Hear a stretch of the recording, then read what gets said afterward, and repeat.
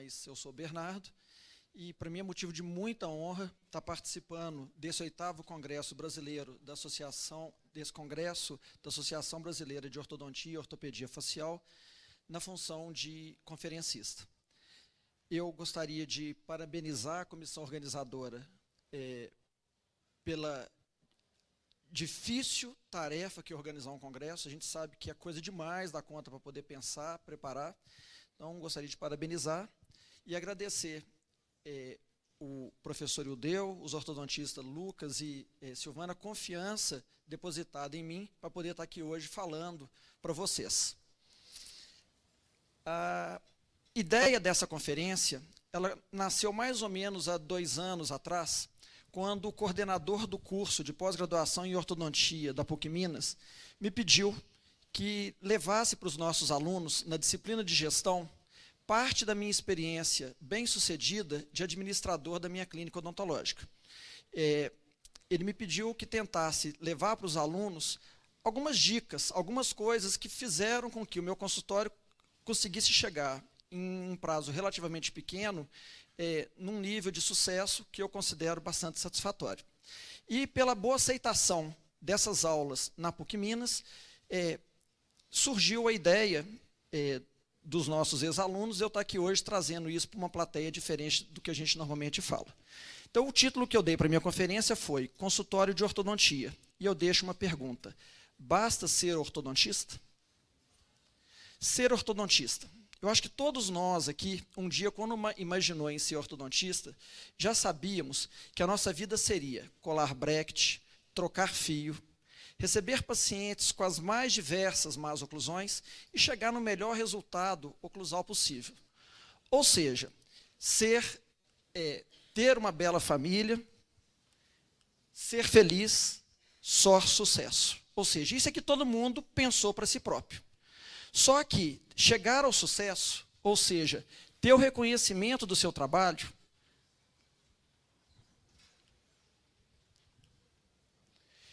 atingir a sua realização pessoal, satisfação emocional e retorno financeiro, não é tão simples quanto possa parecer numa equação matemática simples. São necessários vários componentes para que a gente consiga chegar ao sucesso. Então, a chave do sucesso não é apenas uma boa formação. É importante também que outros fatores estejam associados. Uma boa rede de relacionamento interpessoal, ou seja, a nossa capacidade de saber relacionar não só com colegas, mas também com membros da sociedade, de forma que a gente consiga receber pacientes de forma primária e depois manter o recebimento de pacientes. É importante que a gente tenha uma capacidade quase que inata de empatia para poder atrair pessoas, atrair bons negócios. Uma pitada de sorte também ajuda, mas eu entendo que uma boa administração, uma boa gestão do consultório é um importante componente de se chegar ao sucesso. A gestão do consultório, na minha percepção, é um aspecto essencial para o sucesso profissional. Inúmeras vezes a gente vê pessoas com potencial ortodôntico enorme, pessoas com uma habilidade maravilhosa e que não conseguem atingir o sucesso profissional, muitas vezes porque tem uma dificuldade de administrar bem a sua empresa, administrar bem o seu negócio. E, infelizmente, o que a gente percebe é que, normalmente, durante a nossa formação enquanto ortodontista,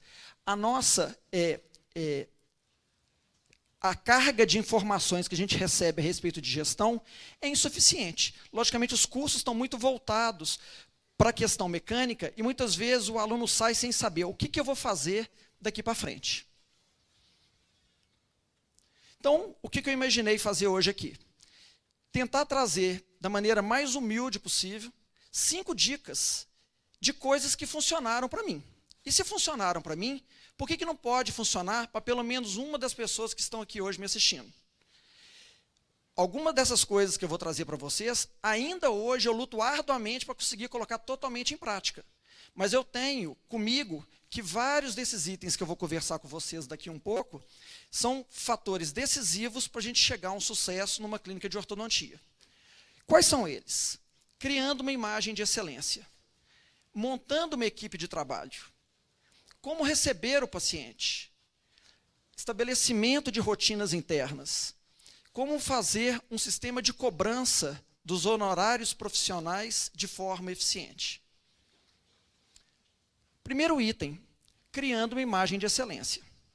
Se a gente tem a intenção de que o nosso paciente veja nosso consultório, a nossa prática clínica de uma forma excelente, é importante que a gente crie uma boa imagem. Criar um ambiente com aspecto profissional, com aspecto de qualidade, com aspecto de higiene, limpo, etc., é um valor, é uma coisa que todo mundo hoje quer. Independentemente do nível social do paciente, os pacientes buscam um ambiente profissional. Você tem um consultório odontológico, onde você tem um jaleco de pendurado no armário, você tem um compressor emitindo ruído durante o atendimento, uma autoclave perto da área clínica emitindo cheiros completamente desagradáveis, podem, mesmo que de maneira inconsciente, incomodar o paciente. E aquilo não agregar valor para o seu consultório.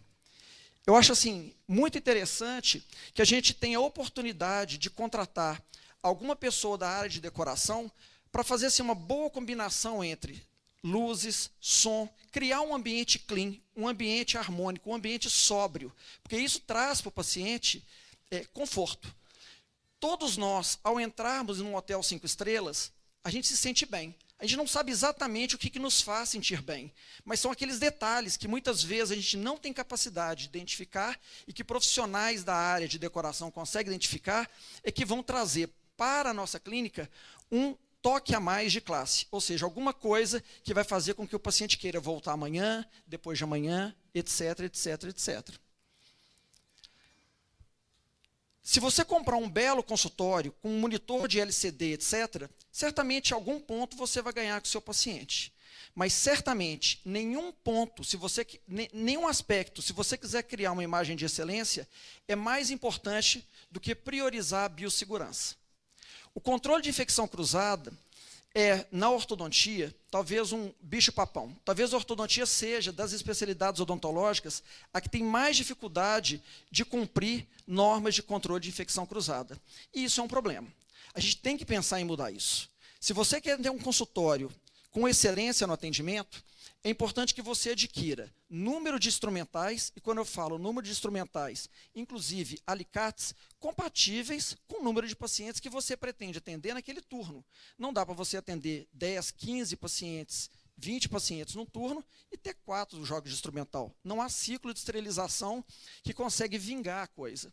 Além do mais, a gente tem que comprar alicates de boa qualidade para poder suportar os inúmeros ciclos de esterilização durante uma semana, sem muito em breve estarem todos enferrujados, não funcionando bem e com um aspecto horrível.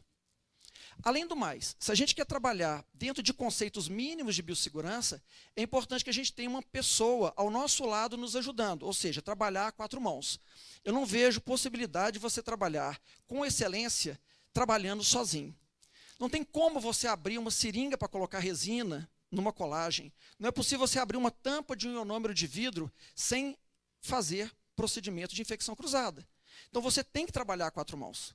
E eu tenho uma experiência muito recente. 3 semanas atrás, ao final de um atendimento, uma mãe chegou para mim, me entregou o cartãozinho profissional dela e falou assim: Bernardo, assim que você puder, me dá uma ligada. Eu achei que o que ela queria era falar para mim a respeito do tratamento da filha dela, por volta de 16 anos de idade. Confesso que eu fiquei tão curioso com o que ela queria me falar, que ela não deve nem ter descido o elevador totalmente, nem chegado no carro, eu já toquei o telefone e perguntei: oi, Sônia, você está podendo falar agora? Eu imagino que você queira falar da Débora, só que... Não é nada da Débora, não. Inclusive, ela nem queria que eu te ligasse, mas eu preciso te falar uma coisa. Eu falei: fica à vontade. E ela disse: Bernardo, eu vejo como que você é preocupado em manter o seu consultório o mais certinho possível. E eu tenho que te falar uma coisa. Eu fiquei muito decepcionado hoje à tarde. Puxa vida, meu coração quase saiu da minha boca. O que está acontecendo? Então ela disse: a sua atendente, eu vejo que é uma pessoa bem vestida, uma pessoa que tem uma boa apresentação, uma postura super discreta. Mas eu não sei se você reparou. Na hora que você estava colando o aparelho da minha filha, 2 vezes ela colocou a mão dentro do bolso, provavelmente para desligar o celular. E isso é inaceitável. Não tem nada mais sujo do que um telefone celular. Pensei com meus botões, ela está 100% correta. E em seguida ela disse, e ela abriu a gaveta 2 vezes com a luva que ela estava te instrumentando. Quanto de contaminação da boca da minha filha ela levou para aquela gaveta? Eu acho que você tem que melhorar seu consultório. Logicamente, depois de uma fala dessa, a única coisa que eu podia falar para ela, obrigado, Sônia, eu vou melhorar. Custou terminar aquela tarde, porque eu tinha que fazer uma reunião urgentemente com a minha equipe. E ao final do expediente, era uma sexta-feira, falei, gente, ninguém vai embora.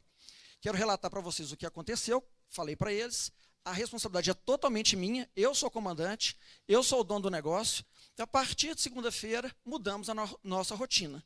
Então, esse tipo de retorno que a gente recebe do paciente, para mim, é decisivo em perceber que a busca pela biossegurança é essencial.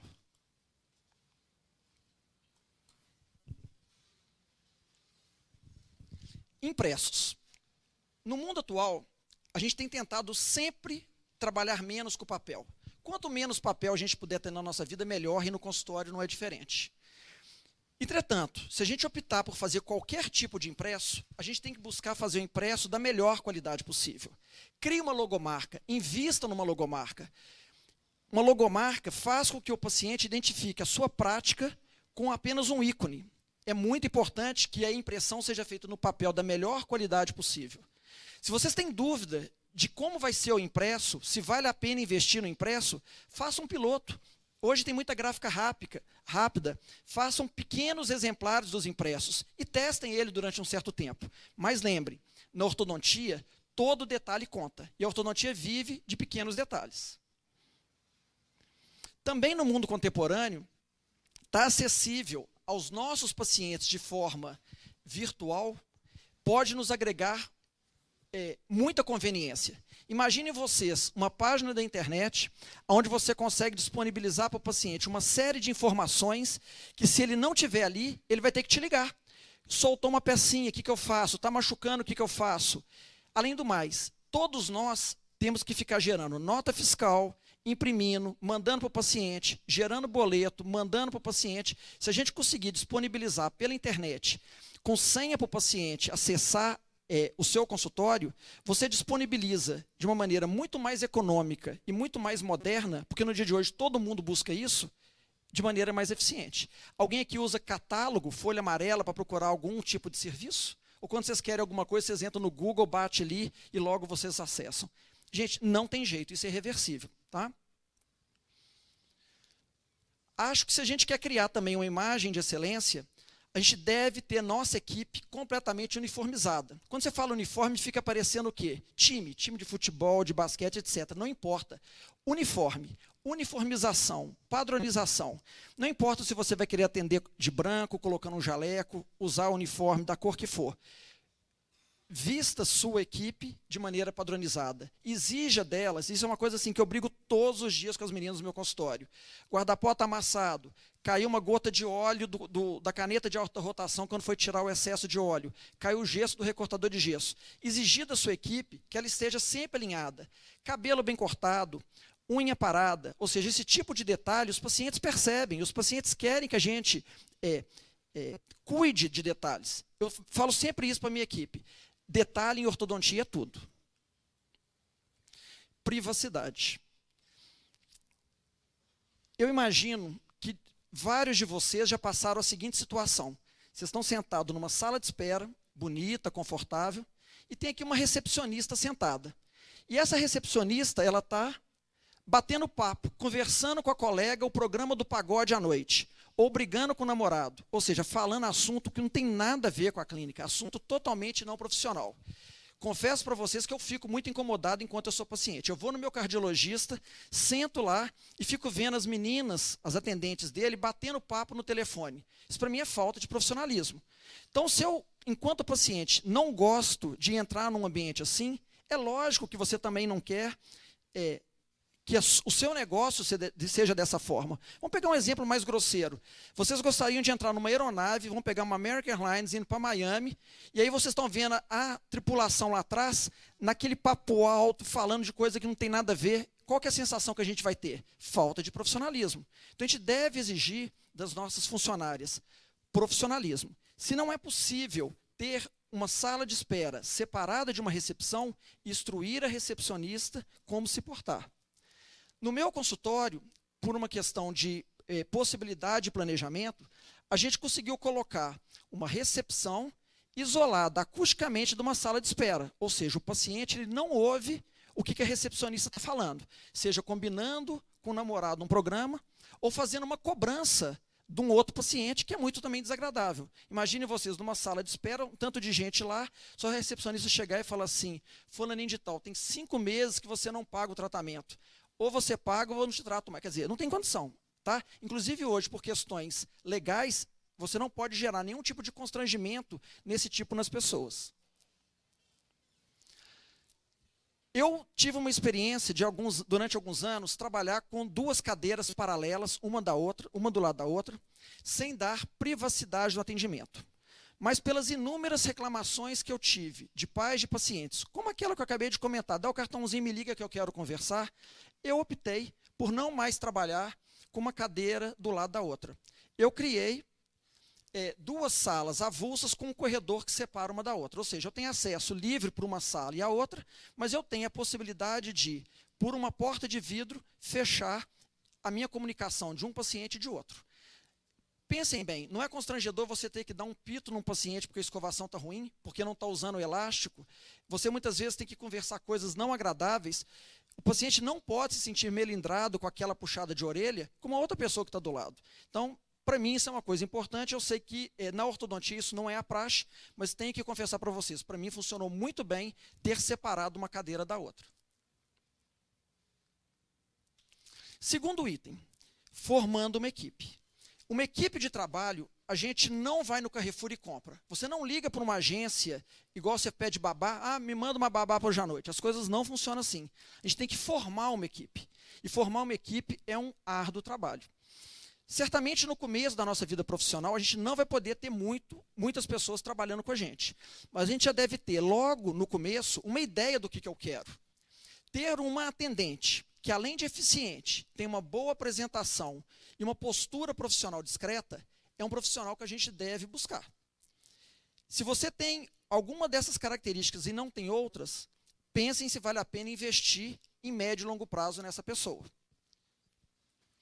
Uma recepcionista, uma telefonista, que seja firme no comando dela, no agendamento de consulta, na imposição de barreira para que os pacientes não fiquem desmarcando consulta todo dia, mas também consiga ter leveza na voz, transmitir afetividade na conversa com as pessoas é muito importante. Se você coloca uma troglodita lá fora, e eu tive isso até recentemente, a mulher mais eficiente da face da Terra, mas ela parecia um cachorro, de tão brava. A gente tinha medo de chegar no consultório, a gente tinha que bater continência para ela. Não funcionou. Então, a meta é ter uma pessoa que saiba se impor limite, entretanto, com alguma delicadeza. E eu acho que o grande upgrade de um consultório de ortodontia é quando você já tem números suficientes de pacientes para você se dar o luxo de ter uma coordenadora de tratamentos. Coordenador de tratamentos é uma figura que faz tudo aquilo que você precisa fazer, mas você não tem tempo para fazer e você não quer fazer. É chegar no consultório no dia anterior, ler todas as fichas para saber o que vai ser feito no dia seguinte. É uma pessoa que, se você está fora do consultório, igual eu estou aqui hoje, qualquer pepino que acontecer no consultório, ela consegue resolver. É uma pessoa que sabe exatamente o que você quer só de olhar para ela. Ou seja, o seu consultório roda com ela, sem ela o seu consultório não roda. É uma grande conveniência. Mais para frente, nos outros itens que eu vou falar, vocês vão entender bem qual que é a função de uma coordenadora de tratamentos. Recebendo o paciente. Terceira dica que eu vou passar para vocês. Quando o paciente chega no consultório, eu acho importante que a pessoa seja recebida de forma nominal. Bom dia, dona Maria. Seja bem-vinda. Pode assentar. Dr. Bernardo está no horário e já vai te atender. Se a paciente chegou meia hora antes da consulta, a consulta é às 10, ela chegou às 9h30. Bom dia, dona Maria. Dr. Bernardo vai te atender às 10 horas. Você chegou um pouquinho cedo hoje. Fique à vontade, daqui um pouquinho ele já te atende. É importante que isso seja feito. Por quê? Se a pessoa chegou às 9h30, pode ser que ela ache que a consulta é 9h30. E se você não avisa para ela que ela chegou cedo, ela vai ficar meia hora julgando para o fígado raiva de você. Porque você deixou ela meia hora sentada na sala de espera. Estou dando um exemplo de meia hora, mas isso vale para 10 minutos também. O paciente tem que saber que ele está cedo. Se a dona Maria chegou 20 minutos atrasado, bom dia, dona Maria. Doutor Bernardo já vai te atender daqui um pouquinho. Você chegou um pouquinho atrasado, mas ele vai tentar te encaixar daqui um pouco. Ou seja, a pessoa tem que saber que a gente sabe que ela está atrasada e que o atraso dela também nos incomoda. Então, esse tipo de limite, mas com acolhimento, faz com que o paciente, depois de um certo tempo, ele esteja doutrinado para a sua pontualidade. A sala de espera tem que ter alguma forma de entretenimento. O que eu ofereço no meu consultório é muito simples. São revistas, televisão e um acesso de internet. Que, inclusive, confesso a vocês, filado da sala ao lado. Tem um sinal Wi-Fi e eu filo deles. Mas o paciente consegue acessar qualquer tablet lá, internet. Revista, entretanto, tem que ser uma revista nova, uma revista da semana, 15 dias, e a sua funcionária, ela tem que periodicamente ir lá na sala de espera e olhar se não tem revista com capa rasgada, folha rasgada, soduco preenchido. Essas revistas têm que ser recolhidas e substituídas por revista nova. O meu cardiologista, coitado, é a vítima de coisas que a gente não deve fazer, porque toda vez que eu vou no consultório do meu cardiologista, eu vejo, e isso eu não posso fazer na minha clínica. Então, revista que foi assinado pela sogra dele. Então, tem lá, dona fulana de tal. A revista de 2 anos atrás sendo colocada agora para a gente poder ler. Pô, não tem nada a ver. Revista que os caras já arrancaram a foto do Reinaldo Gianecchini e deixou só a Marília Gabriela do lado. Quer dizer, complicado. Então, esses detalhes, gente, é que vão fazendo com que o cliente, o paciente, sinta como que você é preocupado com o detalhe. Eu entendo que quando o paciente chega na clínica e a sua recepcionista já fez aquele acolhimento inicial, dentro do consultório, dentro da área clínica, você tem que saber imediatamente que ele chegou. Liga lá para dentro e a minha coordenadora de tratamentos, que é a pessoa que coordena a minha vida, o dia a dia no consultório, ela recebe o telefone e fala, a Márcia, que é minha recepcionista, fala, Luana, Beatriz, por exemplo, chegou. Entendi, Márcia, Beatriz chegou. E aí ela vai passar para dentro da minha área clínica, onde tem a Marciene do meu lado. Marciene, Beatriz, das 14 horas já chegou. Então, toda a rede de comunicação foi estabelecida e eu sei que a minha próxima paciente já está ali e que eu tenho compromisso de encerrar o que eu estou fazendo naquela hora, porque o outro paciente que chegou na hora tem que ser atendido. Já deu para vocês perceberem a importância que eu dou para a pontualidade. Na verdade, eu vou morrer muito cedo, porque eu sou neurado com pontualidade. Minha esposa fala que eu devo ser doido de fazer isso. Mas eu tenho a menina do meu lado falando comigo assim, Bernardo, falta 7 minutos para acabar a sua consulta. Falta 2 minutos para acabar a sua consulta. Você está 1 minuto já atrasado. Porque dessa maneira, eu consigo, eu brinco, fechar o pacote aonde que eu estiver naquele paciente e coloco o outro paciente para dentro. Eu não atraso. E as pessoas identificam isso como virtude. Quantas e quantas vezes a gente recebe paciente no consultório que fala assim, tratava com fulano de tal, excelente profissional, só que me incomoda a dificuldade de cumprir horário. Como para mim, Bernardo, pontualidade é muito importante, eu gosto também de ser pontual. Alguém aqui já chegou no aeroporto e aí tinha uma menção assim, voo programado para 7 horas, reagendado para 7h30. Ninguém ficou com sentimento ruim, falou, não, vai sair 7h30, beleza, as pessoas entendem que você está um pouco atrasado. Por outro lado, se o voo é 7 horas, deu 7h05, 7h10, 7h20, não veio nenhuma informação, o porquê do atraso, você fica indignado.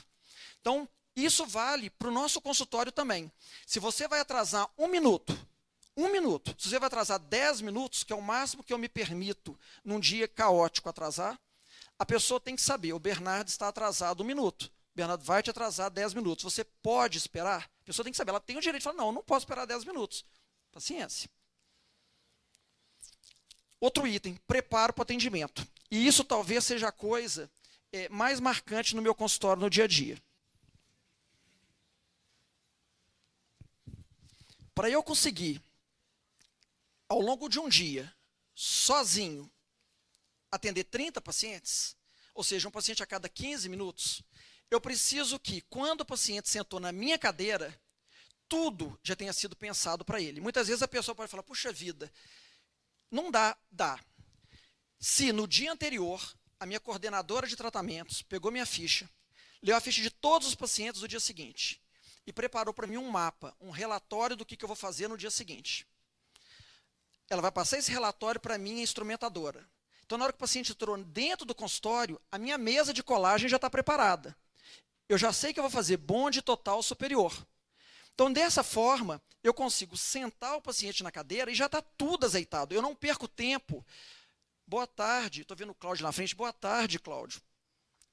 Ô, instrumentadora, o que eu vou fazer hoje? Espera aí que eu vou achar a ficha.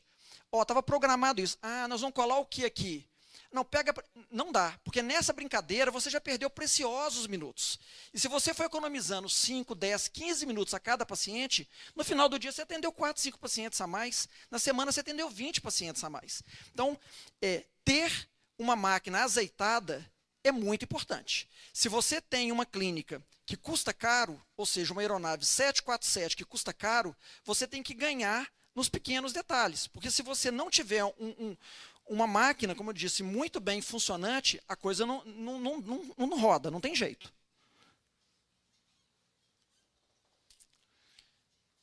Eu gostaria, dentro desse item, recebendo o paciente, falar um pouquinho sobre a importância de uma primeira consulta. Gente, primeira consulta é aquele momento mais nobre da nossa relação com o paciente. O paciente está nos conhecendo, ele está cheio de dúvidas se ele vai querer tratar com você ou não. Ele tem hoje 3.500 pessoas que fazem ortodontia, por exemplo, em Belo Horizonte. Quer dizer, ele tem 500 mil opções para poder tratar. Então, eu imagino que nesse dia, a gente deveria marcar um horário tranquilo, longo, e conversar de forma sossegada com o nosso paciente. E eu quero falar um pouquinho do que eu faço numa primeira consulta. No dia que a pessoa liga para poder marcar, a minha telefonista, que apesar de ser dura, ela é carinhosa, afetiva, ela vai coletar uma série de dados importantes. Quem foi que indicou o paciente? Foi o doutor Alexandre? Quantos anos tem a pessoa? Uma série de informações que a gente tem lá padronizado. Se eu tenho dúvida de alguma coisa a respeito daquela consulta, eu tenho a chance de, antes, ligar para o Alexandre e falar, Alexandre, você está me encaminhando aqui um paciente. Você é um excelente ortodontista. Por que você está me encaminhando? Deve ser um pepino. Então, assim, na hora que eu entro no ringue com o paciente, ou seja, eu estou no consultório, frente a frente com o meu paciente, eu já estou mais preparado para poder receber o impacto do que ele está fazendo ali, do que se eu não fizesse isso. Eu já tomei muita pancada. Receber paciente que já tinha tentado 1, 2, 3 ortodontistas, chegou ali, eu não sabia de nada, e de inocente, eu fui mais uma vítima do paciente. Então, se você já tiver uma série de informações prévias, você consegue lidar melhor com aquele momento de primeira consulta. Se a minha primeira consulta está agendada para 13h, eu peço ao paciente para chegar 15 minutos mais cedo. Eu não vou marcar o paciente, a sua primeira consulta é 1h, e a partir de 1h eu estou lá à toa, lendo revista da Mônica, porque eu não tenho o que fazer com o paciente lá fora, preenchendo ficha de cadastro. Ou, no primeiro dia, com dificuldade de achar o lugar da sua clínica, tentando rodar no quarteirão para achar lugar para poder parar. Então, eu marco com 15 minutos de antecedência. Se a consulta é 1h, eu vou estar disponível 1h, 15 para 1 eu quero que ele chegue lá. E eu reservo de 45 minutos a 1h para o meu primeiro bate-papo com o paciente. E mais 45 minutos num outro momento nobre, que é para conversar a respeito do plano de tratamento. Então, minha primeira consulta é dividida em 2 momentos. Isso custa tempo para mim, que é a minha coisa mais preciosa, e, portanto, tem que ser bem remunerado. Não adianta a pessoa ligar para o seu consultório, e eu imagino que isso deveria valer para todos os ortodontistas do Brasil. A gente tem que receber honorários pela consulta. A gente não faz orçamento, ou a gente não deveria fazer orçamento. O que a gente faz é uma consulta. Você estudou para isso, você está recebendo o paciente, colhendo uma série de informações, e você vai passar para ele uma solução para o problema dele. Isso é uma consulta, portanto, deveria ser remunerado.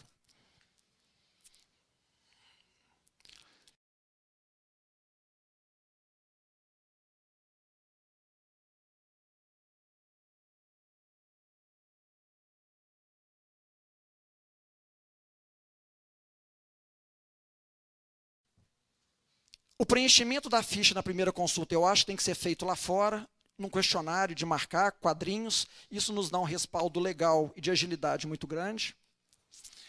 Acho que a gente deveria fazer uma bela anamnese, não anamnese médica, porque isso já está na ficha que foi preenchida, mas conversar com o paciente antes de sentar na cadeira. Muitas vezes eu recebo retorno de pacientes falando, puxa vida, você conversou comigo antes de examinar meu filho. Tem consultório que eu chego, o paciente entra para dentro da sala, o dentista examina, depois chama a mãe e faz um relatório. Eu vi isso, faz esse exame. Isso parece a triagem que a gente faz na PUC. Na PUC é assim, examinamos 50 meninos, a mãe não pode entrar, no final fala, esse trata, esse não trata, trata, não trata, faz documento, quer dizer, massificado. Mas num consultório que a gente quer criar uma imagem de excelência, a coisa não pode ser feita assim. Então, eu acho que o paciente ele deve ser acolhido de forma pessoal, de uma anamnese direcionada no primeiro momento. E aí sim, depois que a gente conversou com o paciente, é que nós vamos fazer o exame clínico. E depois que fizemos o exame clínico, julgar. Gente, desculpa a formatação, juro para vocês que ontem à noite estava tudo alinhado, bonitinho, questões de PowerPoint. Depois que a gente fez o exame clínico, definir que tipo de exame complementar que a gente vai fazer. Pessoalmente, eu acho que a gente não deveria pedir documentação completa, ou seja, pasta, que o pessoal geralmente fala, para todo mundo. Se o paciente tem necessidade de fazer apenas uma radiografia panorâmica, uma panorâmica. Se precisa fazer uma panorâmica e uma foto para a gente ter um acompanhamento de médio e longo prazo, que façamos o pedido de 2 exames. Agora, achar que o paciente, no dia de hoje, ele aceita de forma passiva, vou pedir a documentação completa, as pessoas questionam, para que eu tenho que fazer isso tudo? Pelo menos o meu tipo de clientela, eles ficam incomodados de ser tratado, igual muitas vezes dermatologista faz, corticoide para todo mundo, ou seja, tratar todo mundo como se fosse igual, documentação completa para todo mundo. Então, eu acho que a documentação deveria ser individualizada e a gente explicar, estou te pedindo esse exame por conta disso, estou te pedindo esse exame por conta disso. Quando vocês vão no médico e te dão uma bateria de exame e você nem sabe o que está te pedindo, eu não gosto. Então, eu acho que os pacientes nossos também não gostam desse tipo de ação. Rotinas internas. Um consultório, para poder funcionar bem, ele deve ter condutas padronizadas. Tudo que a gente faz, sempre é do mesmo jeito. Por que a Gol, companhia aérea, estourou? Porque tudo na Gol é do mesmo jeito. O avião é o mesmo, tudo igualzinho. A máquina roda melhor quando você não fica variando demais. E eu precisei estabelecer no meu consultório uma série de rotinas e eu vou trazer alguns exemplos para vocês de coisas que a gente faz e que eu acho que funcionam muito bem. Quem sabe pode funcionar para mais alguém. São diversos itens, eu vou passar um por um agora devagarzinho. Anotação da evolução das consultas. Não importa se a gente vai anotar na mão, se a gente vai anotar no computador, o fato é que a cada consulta do paciente, a gente tem que deixar muito bem registrado na ficha dele o que foi feito, para que, no meu caso, a coordenadora de tratamento saiba o que vai ser feito na próxima consulta, para que, se eu por um simples telefonema, eu ligo lá no consultório e pergunto, igual aconteceu agora na hora do almoço, um colega nosso, estou tratando da neta dele, ele falou assim, Bernardo, eu quero conversar com você a respeito da minha neta. Liguei no consultório, para minha coordenadora, falei, Luana, pega a ficha da fulana de tal, olha para mim o que foi feito, o que vai ser feito, etc, etc, que eu preciso dar um retorno. Então, qualquer pessoa que entenda a nossa letra, o mais difícil é entender a letra, consegue decifrar o que foi feito, o que vai ser feito. Então, vamos ver aqui um exemplo. A gente trabalha lá no consultório, é uma clínica de odontopediatria, e eu trabalho como ortodontista, então peguei um paciente qualquer. Esse menino, no dia 10 de maio, ele foi para o meu sócio fazer manutenção preventiva. Veio com a mãe, paciente não abre a boca, exige muito do profissional. Exame clínico, limpeza, fruta, tal. Bernardo viu e pediu documentação. Documentação chegou. Aí eu apresentei plano, separação. Então a gente vai por código. RX é o que vai ser feito na próxima consulta. Então, depois de um certo tempo, qualquer um de nós que circula dentro da clínica, pega a ficha e sabe exatamente o que eu vou fazer. Então, quando o paciente sentou, esse menino é o Lucas, sentou na minha cadeira, eu sei que nesse dia eu vou colocar a borrachinha no 5565 para colocar um Irax. E na próxima vez, eu já tenho que colocar tubo no 5565. Então, quando eu for colocar o anelzinho na outra consulta, a minha secretária já deixou tubo para eu soldar no 5565 antes de fazer a moldagem de transferência. Se eu não tenho isso programado, na hora que eu acabo de colocar o anel, eu falo, não, esqueci do tubo, tem que voltar atrás. Já perdi toda a minha eficiência. Mapas de gestão. Eu tenho inúmeros relatórios que diariamente precisam aparecer para mim, que eu chamo de mapas. Por exemplo, mapa de confirmação de consulta. Eu imagino que todos vocês, ou quase todos vocês, devem ligar para os seus pacientes todos os dias, lembrando da consulta. Não é isso? Vocês não fazem isso? Aí tem aqui o relatório do dia, quem que eu vou atender, nome da mãe e a sequência de telefones daquelas pessoas. Então, minha telefonista vai lá, liga para o primeiro, para o segundo e vai colocando o nome de quem que confirmou. Então, eu tenho um documento que a consulta foi confirmada com quem foi confirmada. Essa confirmação a gente faz com 48 horas de antecedência.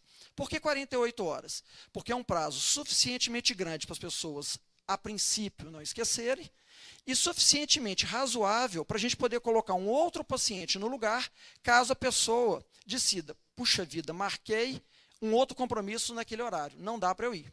Se você deixar para confirmar na manhã, a consulta é à tarde, aquele horário está perdido, você não consegue mais colocar ninguém. Então, primeiro mapa, esse mapa de confirmação de consulta, feito com 48 horas antes do atendimento. Um mapa de cobrança. Todos os dias, quando eu chego no consultório 10 minutos, 15 minutos antes de eu começar a atender. Então, eu tenho na minha mesa uma série de relatórios, eu vou ver o que eu vou enfrentar ao longo do dia. E um deles é saber o seguinte, como que está a minha inadimplência, ou como é que está o meu recebimento previsto para aquele dia. A minha coordenadora de tratamento, no dia anterior, ela já entrou no sistema, já olhou para cada paciente que vai ser atendido no dia seguinte, como que está a situação financeira dele, e eu vou dar o voto final se esse paciente será abordado sobre esse assunto no dia da consulta ou não. Eu não transfiro essa responsabilidade capital para a minha coordenadora de tratamento, porque se naquele dia ela está de mau humor, ela vai agir com o meu paciente de forma menos nobre do que eu gostaria. Então, essa decisão final, se vai cobrar dele ou não vai cobrar dele no dia que ele vier para a consulta, é uma decisão, em última instância, minha. Por que cobrar dele no dia? Vocês vão entender mais para frente como é que funciona o meu sistema de cobrança.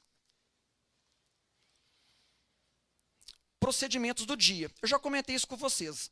No dia anterior, a minha coordenadora de tratamentos pegou o meu mapa e colocou para cada paciente o que vai ser feito. Primeira paciente, definir dobra de finalização. Segundo, observar, fazer medidas, bonde total, etc.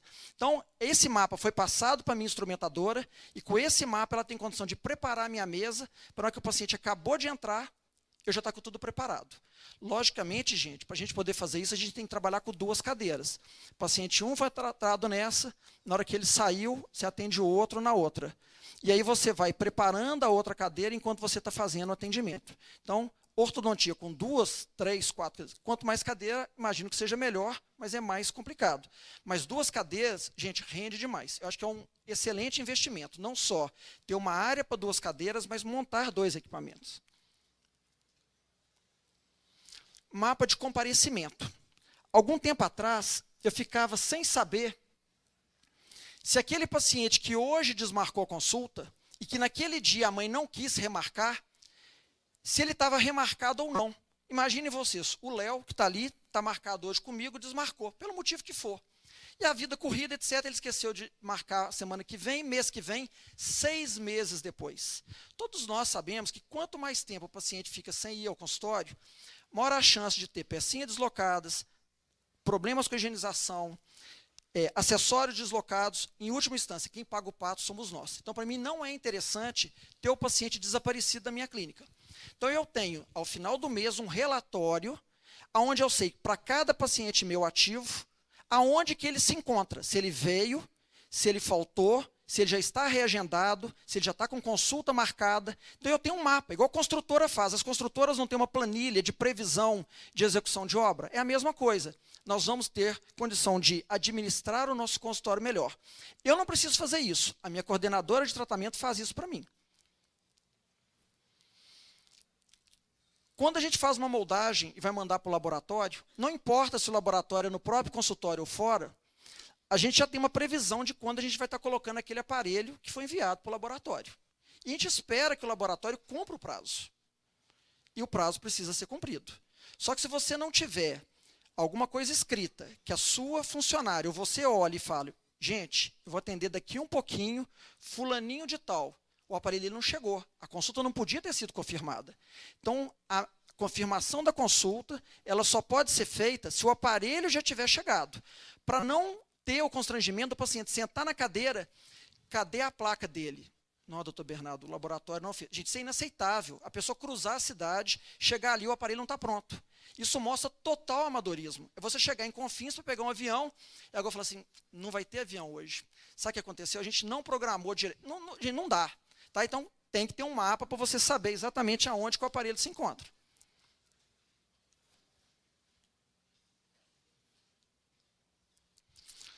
Eu trabalho com duas formas de agendamento. Um agendamento que eu chamo mensal e um agendamento futuro. Agendamento mensal é aquele que o paciente saiu hoje do meu consultório e ele precisa voltar daqui 30, 40, 60, 90 dias. Para esse tipo de situação, o paciente já sai com o dia e hora marcado. Entretanto, se o paciente tiver que voltar 6 meses à frente, não adianta marcar o dia e a hora, ele vai esquecer da consulta.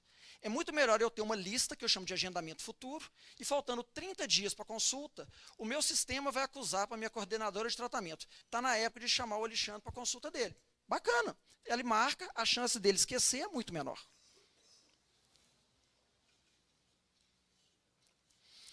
Quem aqui já foi no médico, levou um exame de sangue, ficou esperando o retorno, uma semana, um mês. No ano seguinte, você vai lá, o médico fala assim, você não fez o exame do ano passado? Não fiz, eu deixei aqui. Pô, não recebi. Terrível.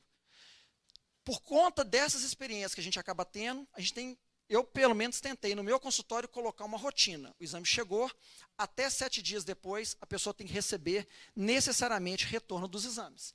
Então, a minha secretária, ela fica igual uma pulga atrás de mim. Doutor Bernardo, tem exame para poder olhar. Doutor Bernardo, tem exame para poder olhar. Porque enquanto eu não olho e ela liga, ela não pode sossegar. A obrigação dela é dar retorno por 7 dias. E, logicamente, me cobrar de eu olhar para dar retorno. Recado. Tem coisa mais desagradável do que você ligar para alguém e ficar esperando a ligação e retornar? Não anotem recado em papelzinho para te passar depois. Tenha um caderno de recado. Anota os recados e cria rotina. No final do expediente, no começo da outra manhã, dividir responsabilidade. Esse recado é meu, esse é da recepcionista, esse é da atendente. Cada um vai dar retorno para esse tipo de demanda.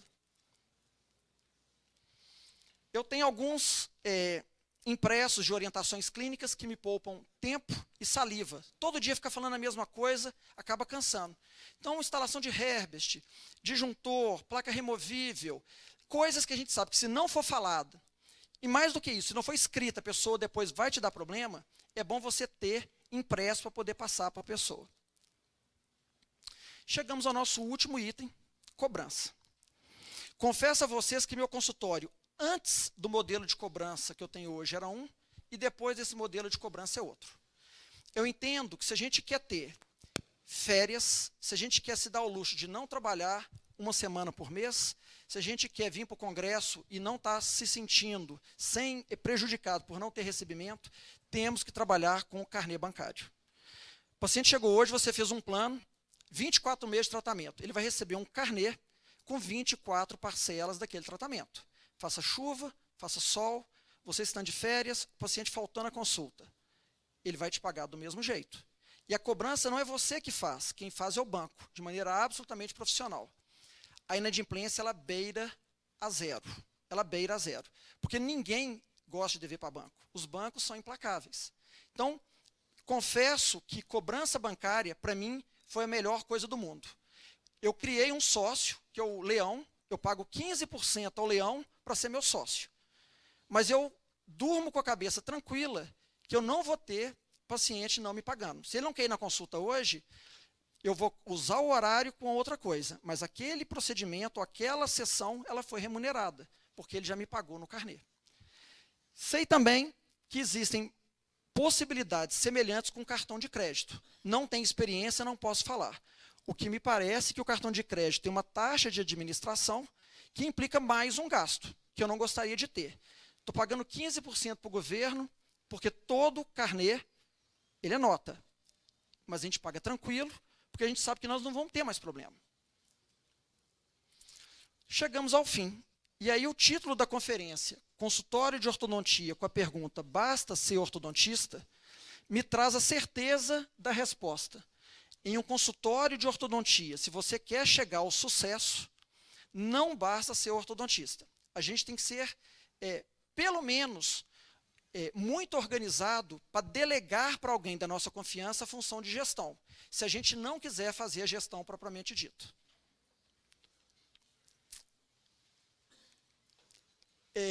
Essa conferência de hoje, ela foi transcrita para um artigo que está sendo publicado essa semana nessa revista OrthoScience. O quiosque deles está aí fora.